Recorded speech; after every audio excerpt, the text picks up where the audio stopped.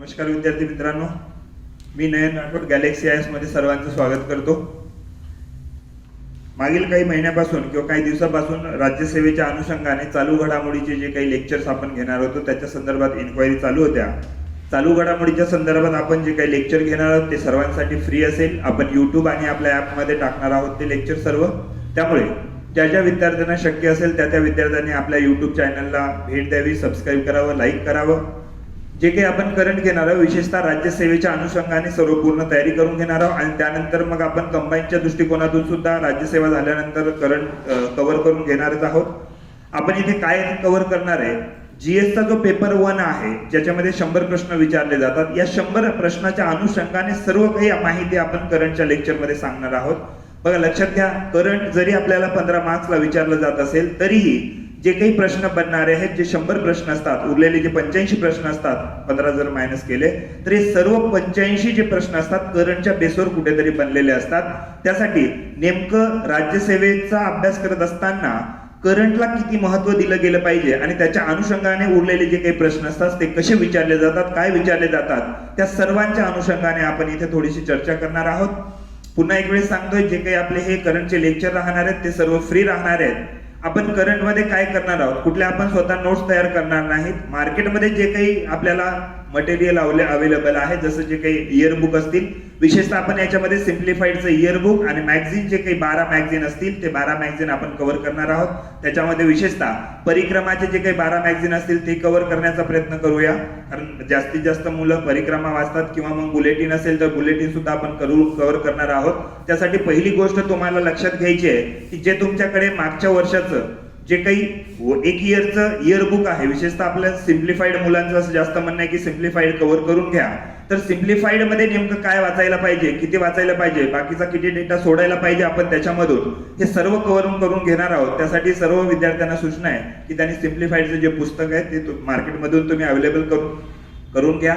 त्याचबरोबर परिक्रमा ज्या असतील, या परिक्रमा 12 महिन्याचं जर भेटल्या तुम्हाला तर त्या सुद्धा तुम्ही स्वतःजवळ ठेवा, कारण इथून पुढे 100 मार्क्स कसे आपल्याला कव्हर करता येईल, 100 मार्क्स किंवा 100 प्रश्न जे काही आहेत हे 100 प्रश्न कसे आपल्याला विचारले जातात त्याच्या संदर्भात सुद्धा आपण बघणार आहोत। उदाहरणार्थ कसं की समजून घेऊया, चालू घडामोडीच्या संदर्भात आपल्याला जर वाटत असेल की हे 15 प्रश्न कसे महत्वाचे आहेत तर त्याच्या संदर्भात आपण थोडंसं चर्चा करूया की जे काही आपल्याला 15 प्रश्न विचारले जाणार आहेत चालू घडामोडीचे।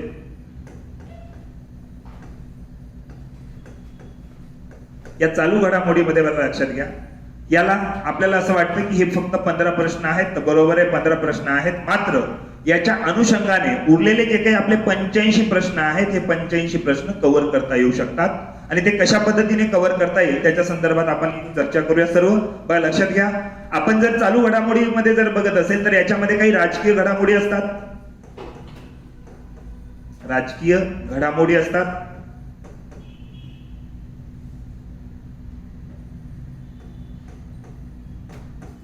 त्यानंतर यामध्ये काही आर्थिक घडामोडी असतात,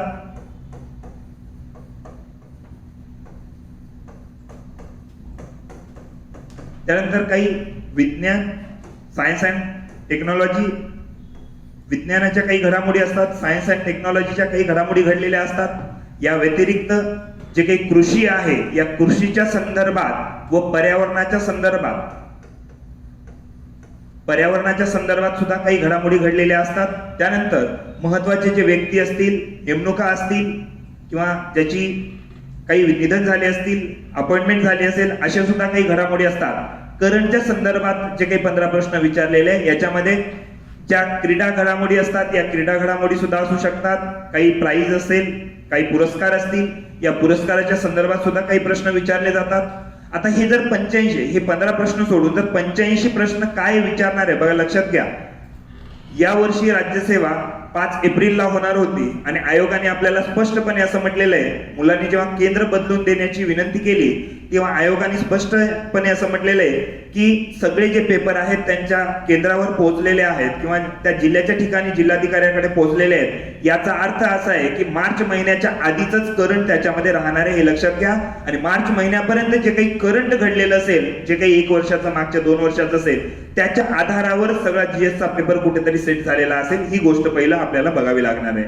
म्हणजे राज्यसेवेची तयारी करत असताना बघा पुन्हा म्हणतोय, आयोगाने सांगितलेलं आहे की पेपर ऑलरेडी जिल्ह्याच्या ठिकाणी पोहोचलेले आहेत, कारण सेंटर चेंज करून त्यांनी दिलेले नाहीत.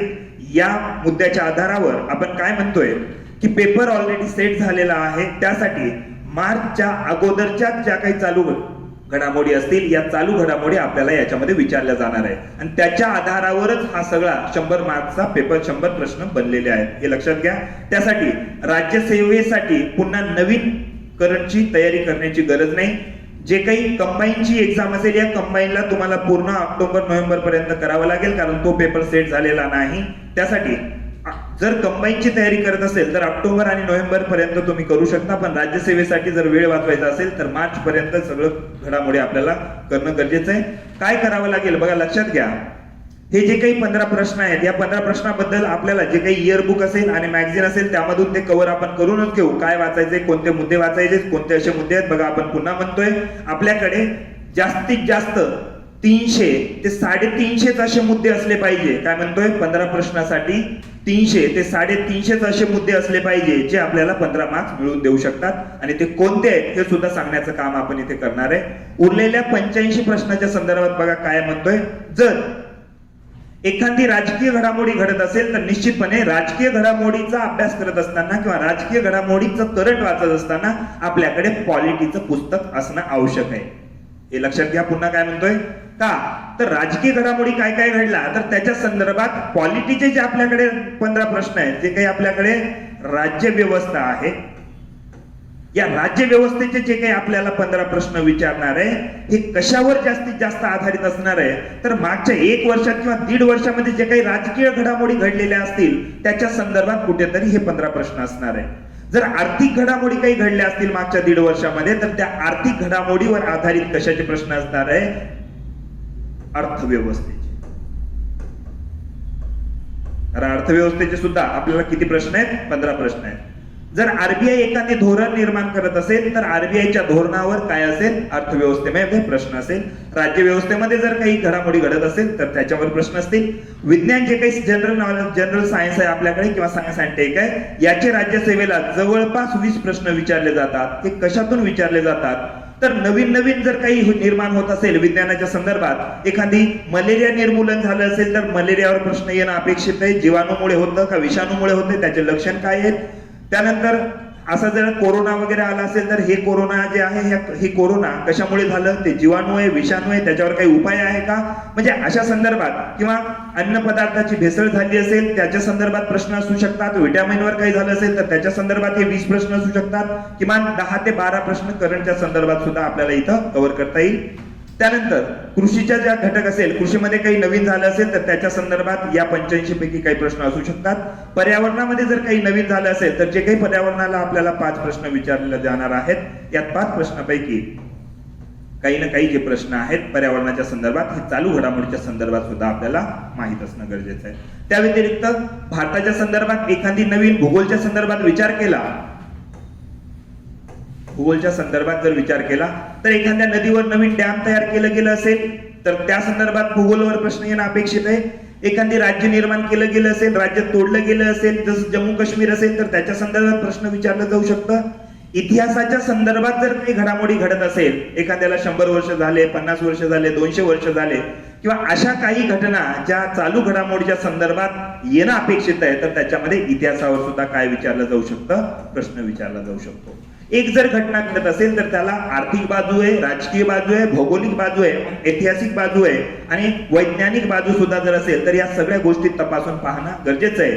जर या पद्धतीने आपण करंट आणि जीएसचा ताळमेळ घालत असेल तर निश्चितपणे आपल्याला अगोदरच किमान 50% प्रश्न माहित असतात की याच्यावर येणं अपेक्षित आहे. बघा पुन्हा काय सांगतोय, जर तुम्ही या पद्धतीने तुमचा अप्रोच ठेवला तर येणारे जे 100 प्रश्न असतात, या 100 प्रश्नापैकी किमान 40 ते 50% जे प्रश्न आहेत आपल्याला अपेक्षित असतात की या टॉपिक वरून येणं अपेक्षित आहे. तर बघूया ते कशा पद्धतीने आपल्याला कव्हर करायचे.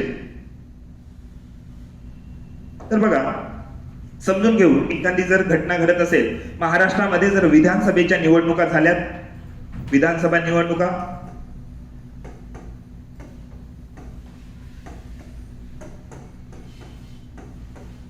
तर विधानसभेच्या निवडणुकीसाठी आपल्याला आकडेवारी तर माहिती आहे, त्या 15 प्रश्नासाठी तर माहिती आहे, पण पॉलिटीमध्ये काय विचारायला पाहिजे, काय अपेक्षित आहे पॉलिटीमध्ये विचारणं, तर आपल्याला विधानसभेवर प्रश्न विचारू शकतात, विधानसभेसाठी आवश्यक असलेले आर्टिकल विचारू शकतात, विधानसभेची निवडणूक कोण घेतं म्हणजे निवडणूक आयोगावर प्रश्न येऊ शकतो, निवडणूक आयोग, मग निवडणूक आयोग वाचणं गरजेचं आहे. मग निवडणूक आयोग जर विचारला जात असेल तर जे काही मतदार यादी आहे, या मतदार यादीवर सुद्धा प्रश्न विचारले जाऊ शकतात.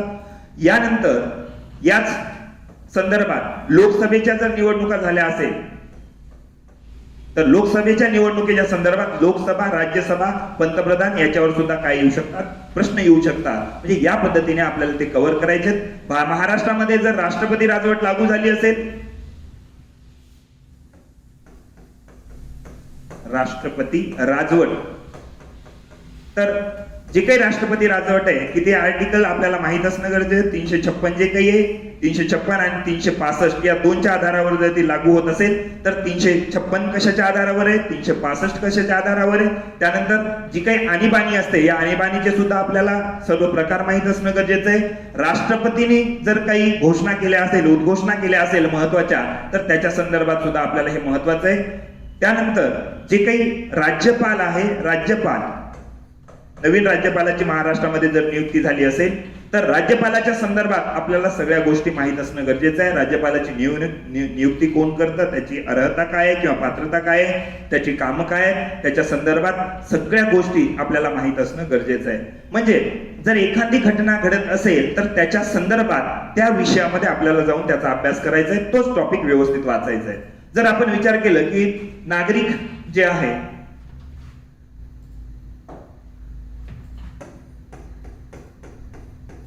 नागरिक विधेयक किंवा नागरिकता विधेयक ज्याला म्हणतो, तर नागरिकता विधेयकामध्ये जर बदल झाला असेल, नवीन जर काही घडामोडी घडत असेल तर याच्या संदर्भात आपल्याला नागरिकत्व म्हणजे कोण, आर्टिकल किती, 5 ते 11 आपल्याला माहित असणं गरजेचं आहे. 5 मध्ये काय आहे, 6 मध्ये काय आहे, 7 मध्ये काय आहे. त्यानंतर जर आपल्याला या राजकीय घडामोडीच्या संदर्भात जम्मू काश्मीरचं जे काही विभाजन झालेलं आहे, जम्मू काश्मीरला जे काही राज्याचा दर्जा होता, हा राज्याचा दर्जा किंवा आर्टिकल 370 जे आहे, खूप चर्चा झालेली आहे या विषयावर. आर्टिकल 370 जे आहे, नुसतं आर्टिकल 370 पाठ करून चालणार नाही, तर जम्मू काश्मीरच्या संदर्भात बघा, लक्षात घ्या, याच्यावर काही जरी घडलं असेल, याचा राजकीय इतिहास काय हे माहित असणं गरजेचं आहे. इतिहासाच्या संदर्भात जर विचार केला तर जम्मू काश्मीरचा इतिहास लिहिणारा व्यक्ती कोण आहे, कल्लन आहे, बिल्लन आहे का राजतरंगिणी आहे, काय आहे. कारण इतिहास याचा जो आहे, राजतरंगी नावाचा एक, राजतरंगिणी हा जो एक ग्रंथ आहे किंवा ही एक लिखित पुस्तक आहे, कल्लन नावाचा एक व्यक्ती आहे. या कल्लनने जम्मू काश्मीरचा सर्वात आधी इतिहास लिहिलेला आहे. मग आपल्याला राजतरंगिणी माहित असणं गरजेचं आहे. जम्मू काश्मीरमध्ये भूगोलच्या संदर्भात काय महत्वाचं आहे, तर जम्मू काश्मीरचं विभाजन झालं, केंद्रशासित प्रदेश झाले, तर आपल्याला केंद्रशासित प्रदेशासाठी कोणता आर्टिकल महत्वाचा आहे, राज्य कोणते नवीन निर्माण झाले, राज्याचा निर्मितीचा क्रम माहित असणं गरजेचं आहे. त्यामध्ये विशेष राज्याचा दर्जा कोणाला भेटलेला आहे हे माहित असणं गरजेचं आहे.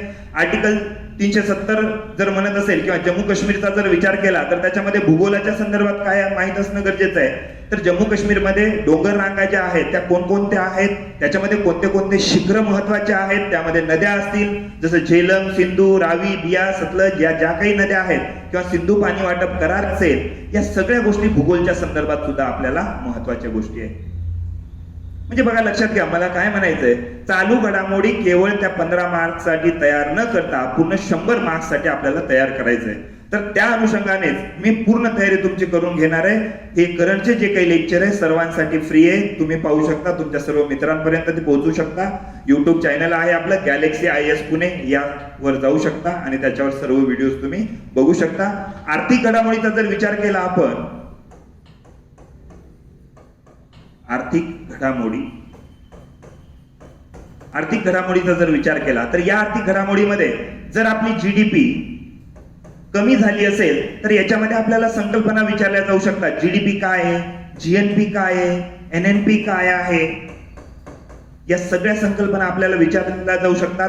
हे जर धोरण आरबीआय काही राबवत असेल, आरबीआयचा आता सध्या खूप मोठा इश्यू चालू होता, तर आरबीआयच्या संदर्भात जर काही असेल तर आपल्याला आरबीआय विचारलं जाऊ शकतं. आरबीआयचे जे धोरण आहे, स्वस्त पैशाचं धोरण असेल, महाग पैशाचं धोरण असेल, चलनवाढीचं धोरण असेल, स्वस्त चलनाचं धोरण असेल, त्याचं कन्व्हर्टिबिलिटीचा भाग असेल, ज्याला आपण कन्व्हर्टिबिलिटी म्हणतो, या कन्व्हर्टिबिलिटीचा भाग असेल, परिवर्तनीयतेचा भाग असेल, या सगळ्या गोष्टी आपल्याला त्याच्यामध्ये जीएस मध्ये वाचावं लागेल.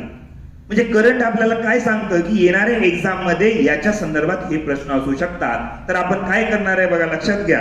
जे काही आपले 15 प्रश्न आहे, हे जे 15 प्रश्न आहेत चालू घडामोडीचे, ते तर आपण कव्हर करणारच आहोत, त्याबद्दल काहीच डाऊट नाही. मात्र या करंटच्या अनुषंगाने जे काही उरलेले 85 प्रश्न आहेत, या 85 प्रश्नापैकी आपल्याला जास्तीत जास्त कसं टार्गेट करता येईल. पॉलिटीच्या संदर्भात आहे तर पॉलिटीमध्ये कोणता टॉपिक महत्वाचा असेल, इकॉनॉमिक्सचा टॉपिक असेल तर इकॉनॉमिक्स मध्ये हे वाचावं लागेल, त्यानंतर भूगोलचा टॉपिक असेल तर भूगोलमध्ये हे वाचावं लागेल, पर्यावरण आणि कृषीचा भाग असेल तर त्याच्यामध्ये हे वाचावं लागेल, सायन्सचा प्रश्न असेल तर सायन्समध्ये करंट काही घडलं असेल तर त्याच्यामध्ये काय वाचावं लागेल. या सर्वांच्या अनुषंगाने आपण या करंटची तयारी करून घेणार आहोत. तर या पद्धतीने आपण सर्व तयारी करून घेऊया, टेन्शन नका घेऊ. फक्त तुम्हाला 2 कामं करायची आहेत. पहिलं जे काम आहे, आपण आधी सिम्प्लिफाईड तयार करून घेणार आहोत, कारण खूप साऱ्या मुलांचं असं म्हणणं आहे की सिम्प्लिफाईड आमच्याकडे आहे. तर या सिम्प्लिफाईड पुस्तक मोठं आहे, त्याच्यामध्ये नेमकं काय वाचावं आणि काय सोडायला पाहिजे हे समजत नाही. तर पहिलं काय करायचंय, तर ही सिम्प्लिफाईडचं जे काही बुक आहे ते तुम्ही सोबत घ्या. आणि त्यानंतर दुसरं, जे काही 12 मॅगझिन आहेत मागच्या वर्षाचे, म्हणजे मार्चच्या आधीचे, ठीक आहे, राज्यसेवेसाठी म्हणतोय, मार्च 2020च्या आधीचे, किंवा तुम्ही मागील एप्रिल 2019 पासून मार्च 2020 पर्यंतचे सर्व तुम्हाला मॅगझिन सुद्धा सोबत ठेवायचे, जेणेकरून मी हे सर्व काय करेल, कव्हर करून घेईल. हा जो व्हिडिओ आहे हा तुम्ही तुमच्या तुमच्या मित्रांपर्यंत पोहोचवा, त्यांच्यापर्यंत सुद्धा हा व्हिडिओ पोहोचला तर त्यांना सुद्धा याचा फायदा होईल. सर्व जे काही आपलं युट्यूब चॅनल आहे, युट्यूब चॅनलला आपण अपलोड करणार आहोत. आपल्या युट्यूब चॅनलला तुम्ही लाईक करा, शेअर करा, त्याला सबस्क्राईब करा. आणि बाकी काही जर डाऊट असेल तर तुम्ही निश्चितपणे त्याला विचारा. आपलं टेलिग्राम चॅनल सुद्धा आहे, गॅलेक्सी IAS बाय नयन राठोड म्हणून असं टेलिग्राम चॅनल आहे. त्या टेलिग्राम चॅनलला सुद्धा आपण हे व्हिडिओ टाकणार आहोत. युट्यूबला आहे आणि आपल्या ॲपमध्ये आहे. सर्व जर काही डाऊट असेल तर निश्चितपणे तुम्ही आपल्याला विचारू शकता, संपर्क साधू शकता.